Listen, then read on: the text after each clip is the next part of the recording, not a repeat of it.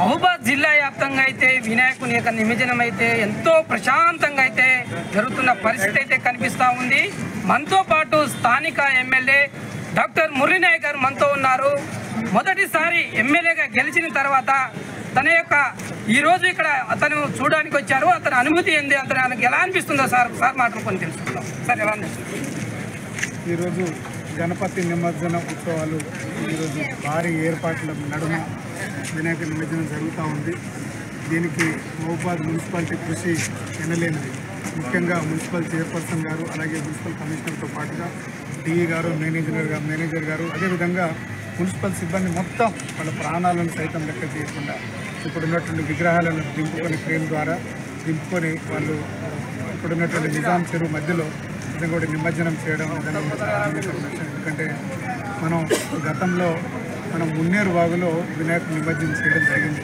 కాకపోతే అప్పుడున్నటువంటి పరిస్థితులలో మిషన్ భగీరథ పైప్ లైన్లు వేసి అక్కడ క్రేన్ మూమెంట్ సరిగా లేకపోవడంతో పోయినసారి గత మాజీ శాసనసభ్యులు మరొక ప్రయత్నంగా చేస్తే నిజంగా కూడా ఆ తెప్ప కూలిపోయి ఒకరిద్దరు మన ప్రెస్ మిత్రులకు కొంచెం దెబ్బ తగిలినమాట వాస్తవం. అందుకే ఈసారి అది దృష్టిలో పెట్టుకొని ఈసారి మనం నిజాం చెరువులోనే నిమజ్జన కార్యక్రమాలు ముమ్మరంగా చేపడతా ఉన్నాం.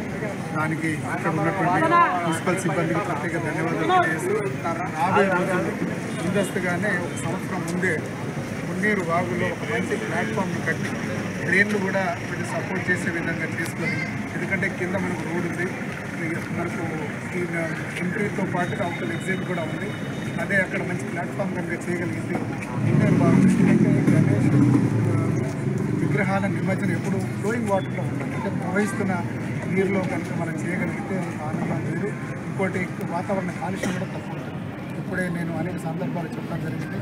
రాబోయే రోజుల్లో వచ్చే సంవత్సరం నుంచి మనం మట్టి వినాయకుల్ని ప్రోత్సహిద్దామని చెప్పడం జరిగింది. ఎందుకంటే కాలుష్యం, వాతావరణ కాలుష్యం మనం చూస్తాం. ఇప్పుడు ఉన్నటువంటి పరిస్థితులు గ్లోబల్ వార్మింగ్ కావచ్చు, ఎల్నినో అటువంటి అనేక మనం చూస్తూ ఉన్నాం, పేపర్లు చదువుతూ ఉన్నాము. ఇప్పుడు ఉన్నటువంటి వాతావరణం ఏదైతే ఉందో మన చేతిలో లేకుండా పోయింది. వర్షాకాలంలో ఎండలు కొట్టడం, అదేవిధంగా అప్పుడే ఉక్కపోత పోయడం, ఇట్లాంటి వాతావరణంలో అనేక మార్పులు చెందుతూ ఉన్నాయి. ఇప్పుడు ఆర్డీఓ గారు కూడా చాలా స్పష్టంగా చెప్పడం జరిగింది. ఇంతకుముందు మన తల్లిదండ్రులు, మన ఫోర్ ఫాదర్స్ మనకు మంచి వాతావరణం ఇవ్వరు, ఆ వాతావరణాన్ని మనం కాపాడుకోలేకపోతున్నాం.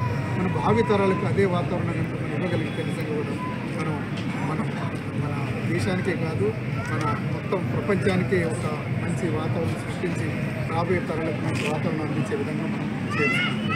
ప్రధానంగా ఒకటే చెప్తున్నారు ఎమ్మెల్యే గారు, రాబోయే కాలానికి మట్టి విగ్రహాలతో ముందుకెళ్లాలని ప్రత్యేక ఉన్న మన మహబూబాద్ నియోజకవర్గం సంబంధించిన ప్రజలకు యావత్ తెలంగాణ రాష్ట్ర వ్యాప్తంగా ఒక పిలుపు మేరకు అయితే ఒక సూచన అయితే ఇవ్వడం అయితే ఇది పరిస్థితి. అందరికీ కెమెరామ్యాన్ వెంకన్నతో మహబూబాద్ నుంచి.